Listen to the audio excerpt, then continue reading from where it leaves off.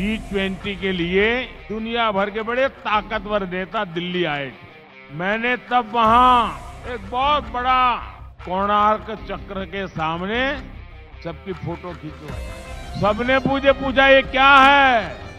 मैंने गर्व से कहा ये मेरा उड़ीसा है। नमस्कार न्यूज़लॉक न्यूज़ 7 को आपन को स्वागत करछु मु प्रणय। आमे आसी पहुंचथिलु मध्यम भुवनेश्वर। आपन जानिथिबे जेहेतु 10 तारिख रे मोदी जी आछचंती, आपन विशाल शोभा यात्रा सहित अनेक सारा लोक माने एकजुट हेबे।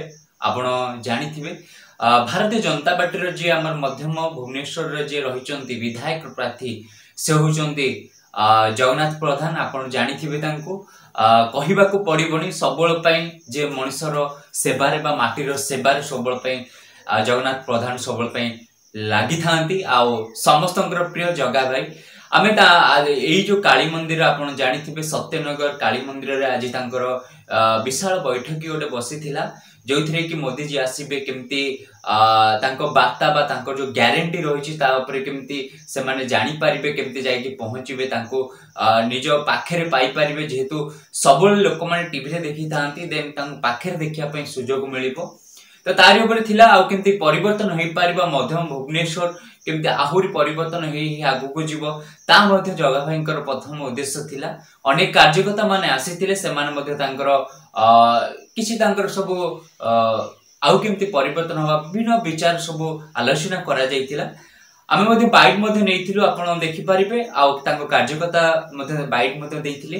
खुशी लागुची एभलिया जणे पाइचंती माटीर पुओ बा माटी पई जेतबेले आगु को जाउचंती, जेतबेले पाइकी अनेक खुशी अछंती। अनेक लोक मानकर मत एथरक निहाती उपरे पद्म ही सबआडे फुटिबो। आ मध्यम भुवनेश्वर रे जगा प्रधान जो पदक्षेप नैचंती ता ही सबल पे आगु को जाई परिबो।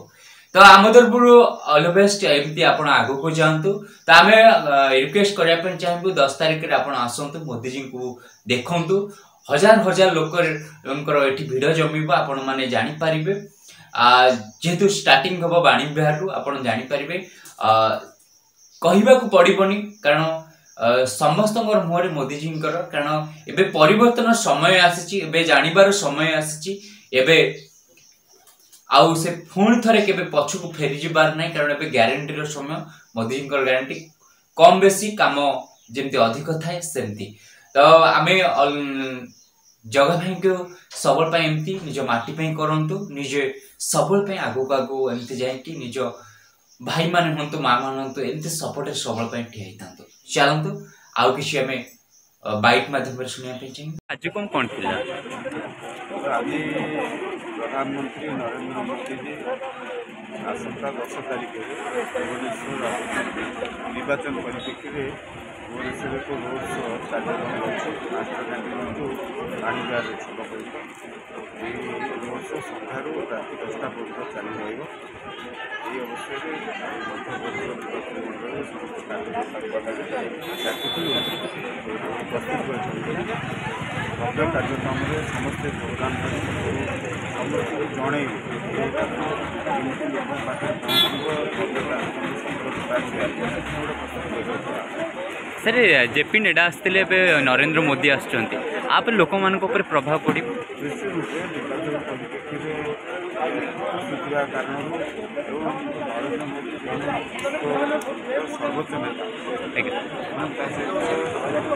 प्रधानमंत्री प्रधानमंत्री 10 वर्ष काल भारत वर्ष को शीर्ष स्थान में विश्व पहुँचे विश्वर एक अग्रणी भूमिका देखिए भारत वर्ष और गर्वित अच्छा भारतवासी।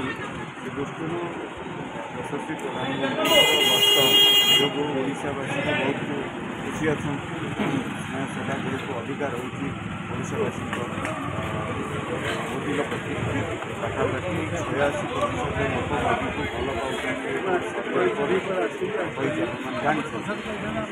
लोक मोदी को भल पाँच जो आसुँच बहुत गुण बढ़ी लोक प्रत्येक भाव में मोदी को देखिए खुशी मनइबे। गोटे भावर आदान प्रदान अभिनव उपाय लोक मोदी को देखिए प्रत्येक चतुर्थी निश्चित रूपे गोटे बहुत भल କାର୍ଯ୍ୟକ୍ରମ ହେବ, ବଡ଼ ଭବ୍ୟ କାର୍ଯ୍ୟକ୍ରମ ହେବ। ଏଥିରେ ସମସ୍ତେ ଆମେ ସାମିଲ ହେବା, ଦଳ ମତ ନିର୍ବିଶେଷରେ ଏ କାର୍ଯ୍ୟକ୍ରମରେ ସମସ୍ତଙ୍କୁ ସାମିଲ କରିବା। ସମସ୍ତେ ଆମେ ନିଷ୍ପତ୍ତି ନେଉଛୁ। ଏ କଥାକୁ ମଧ୍ୟ ପରବର୍ତ୍ତୀରେ ଆମେ ଦଳ ସ୍ତରକୁ ନେଇକି ଲୋକଙ୍କୁ ଅବଗତ କରିବୁ, ପ୍ରଚାର ପ୍ରସାର ଭାବେ କରାଯିବ।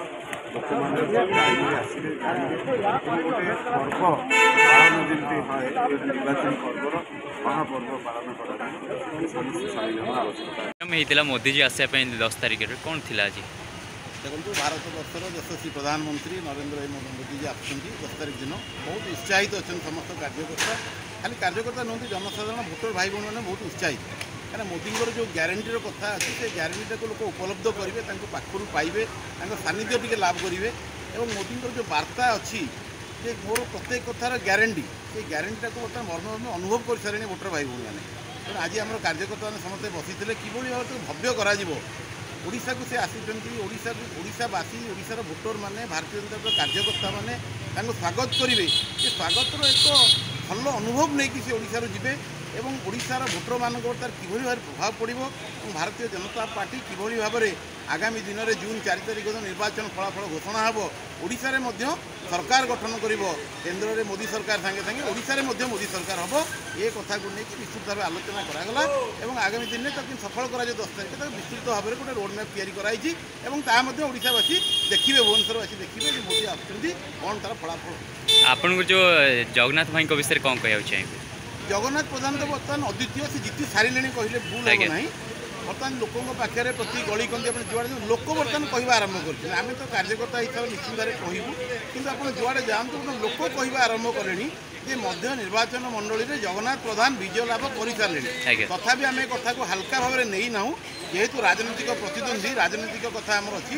ତେଣୁ ଆମେ ଆମର କାର୍ଯ୍ୟପନ୍ଥାଟାକୁ ଜୋରଦାର ଚଲେଇଛୁ, ଲୋକଙ୍କ ପାଖରେ ଘରେ ଘରେ ପ୍ରତ୍ୟେକ ଭୋଟର ଭାଇ ଭଉଣୀମାନଙ୍କ ପାଖରେ ପହଞ୍ଚିବାକୁ ଆପ୍ରାଣ ଉଦ୍ୟମ ଚଲେଇଛୁ ଏବଂ ଜଗନ୍ନାଥ ପ୍ରଧାନ ନିଶ୍ଚିନ୍ତ ଭାବରେ ବିଜୟ ଲାଭ କରିବେ ଜୁନ୍ 4 ତାରିଖରେ। ତା ଆପଣ ଦେଖିବେ, ଏଥିରେ କୌଣସି ଦ୍ୱିମତ ହେବାର ନାହିଁ। ଆଚ୍ଛା, ଆପଣ କ'ଣ କହିବାକୁ ଚାହିଁବେ?